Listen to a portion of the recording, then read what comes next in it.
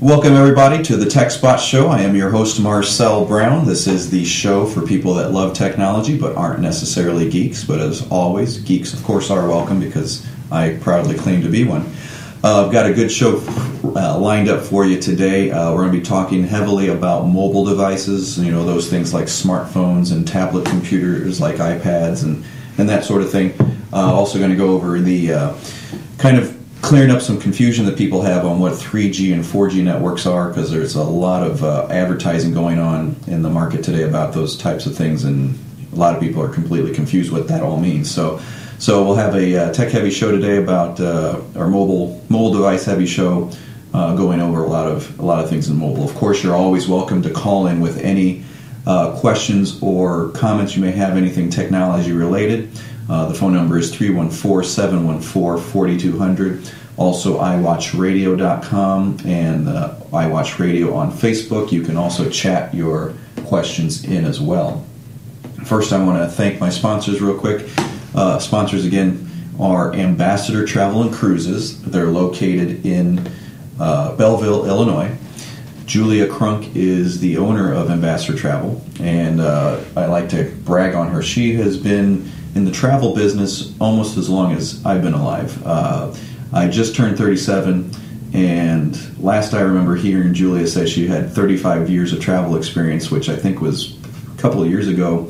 So I think she's right up there with me. She's got 36, 37 years of travel experience, which her tagline is, without the right travel agent, you're on your own. And that's certainly very important. Now, one thing she wanted me to talk about real quick is that she just got back from Costa Rica last week or so. She took a trip there. One of the things that Julia does, which talks to her experience, is the fact that she does travel to all these different places, so she has a good feel of what are actually good places to go to. So if you want a travel agent that really knows what they're talking about and has the experience and has been to places that you are considering going, certainly check out Ambassador Travel and Cruises in Belleville. Their phone number is 618-234-1046.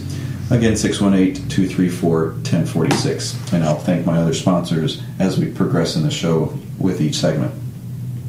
As usual, I like to start off with technology news, which for some reason it seems every time I check, I plan the show and then Tuesday mornings I check the news real quick for any breaking news, and there's some big announcement. So it's almost like Tuesdays are turning into technology news Tuesdays.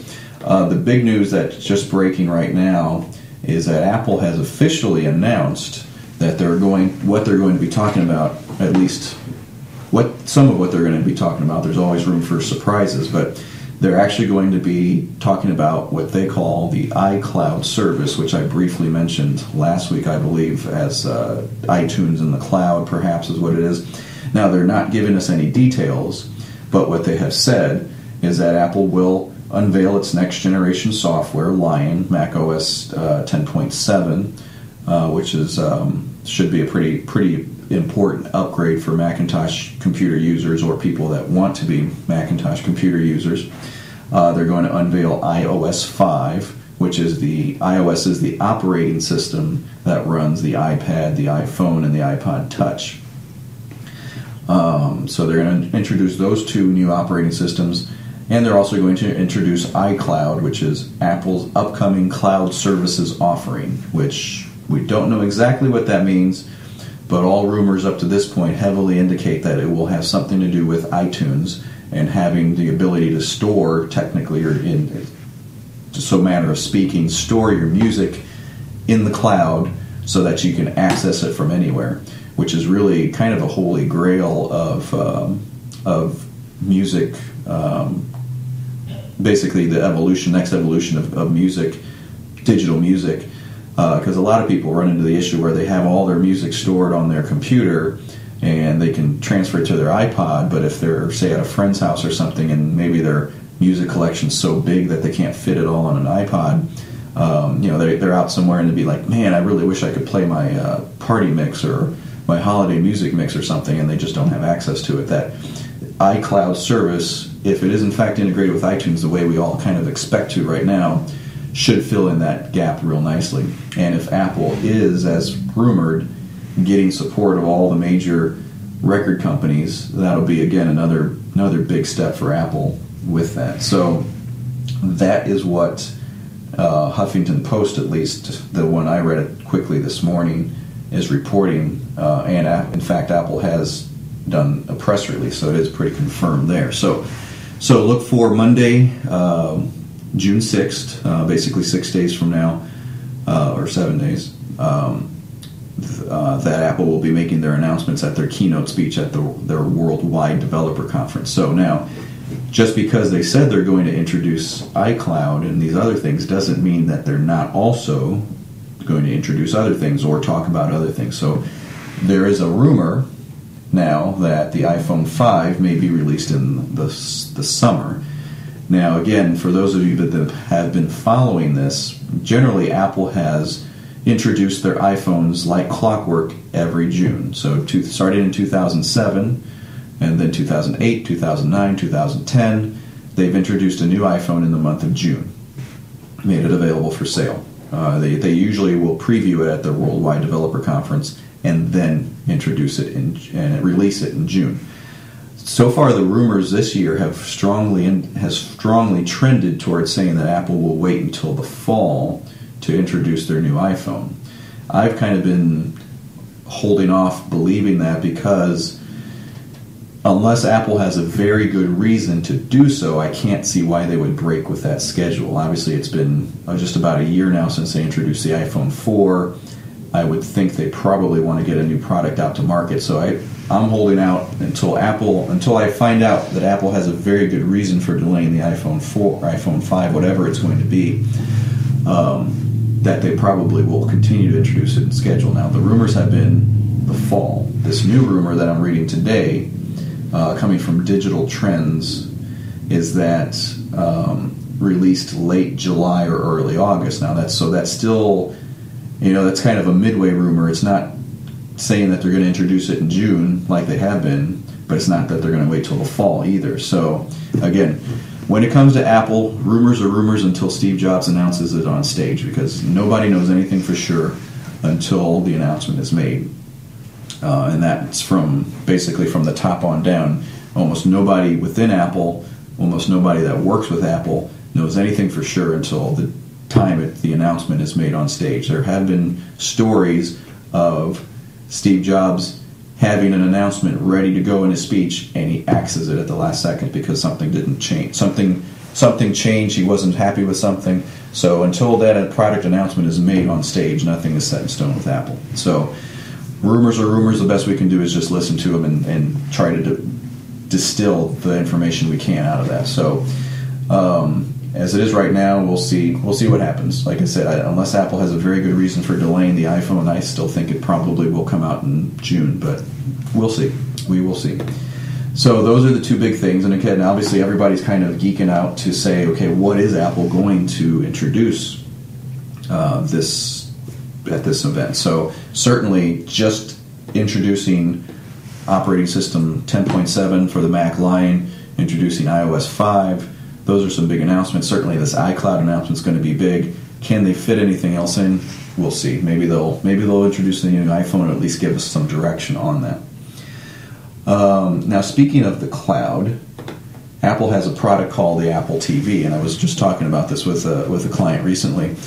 For those of you that have followed the Apple TV, it's not been a hugely popular item from Apple, and Apple has always kind of called it their hobby, and they never really given it a whole lot of promotional marketing support, so that kind of speaks to why it necessarily isn't selling well. But in the first generation of Apple TV, it had a hard drive, either a 40 or 160 gig drive, so that you could store and synchronize your Apple TV with your iTunes. Basically, in effect, it was a big iPod that connected to your home theater system. With the Apple TV 2 that Apple introduced toward the end of last year, they actually took the hard drive out. And basically, in effect, what the Apple TV is the guts of an iPad without a screen and without any real storage. And a lot of the more technical people like myself question, why would they do that? Why would Apple take away some functionality that seemed to be pretty key to the way the Apple TV worked? At the time, there were some rumors floating that, and have been, that well, Apple's readying a cloud service for some sort, so the local storage just isn't going to be quite as important. And you can see, and that rumor has been floating around for a while, and you can kind of see the evolution of that. If you have access to your media at any point, any time, why do you need local storage? You do need it on a mobile device like the iPad or the iPhone, because you may not always have access to the internet, although certainly with a 3G capable device that chances that are greatly reduced.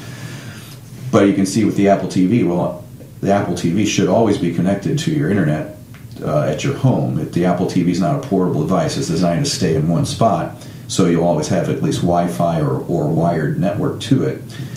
So I was telling the customer that I was talking to, like, you know what, I think a lot of us were kind of wondering why the Apple TV lost its hard drive, and I think we were just waiting for Apple to drop the other shoe, basically. So if Apple announces iCloud service, that may be the other shoe dropping, is that, okay, now it all makes sense. Now we can see Apple's vision that, hey, you don't need local storage because you can get your media from the cloud at any time. And if your Apple TV is always connected to your internet, then it doesn't need local storage at all because it's not a mobile device.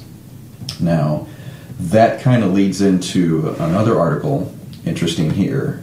Google has their Google TV technology. Unlike the Apple TV, which, just to be clear, the Apple TV is not a TV. It's a little device about the size of a hockey puck that connects to your high-definition TV. In effect, kind of like a little computer of its own. But it connects to your TV and you control it through a little remote. The Google TV, kind of similar type of technology, but it's not a discrete device. It's technology that's integrated into some TVs, I believe, but also some standalone set-top type boxes from Sony and some other vendors as well. Basically, according to this article, it's from CNN. I'll just read the very first line. Google TV is a flop so far. Consumers don't seem to care, the TV networks don't like it, and most big gadget manufacturers haven't started selling it yet. So that's the headline basically so far, or I should say the lead, the byline or whatever, but the headline is why Google TV isn't dead yet. Now, obviously that's questionable here, because when you're competing against Apple, if you don't hit a home run from ground step one, your future is in jeopardy with this. So obviously, they're Google, so they're a big company. They can get behind it.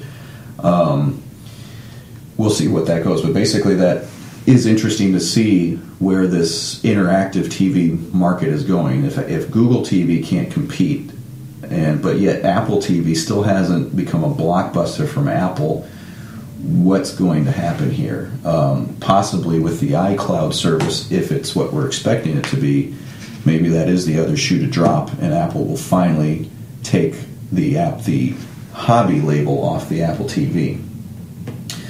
Some other quick news tidbits here.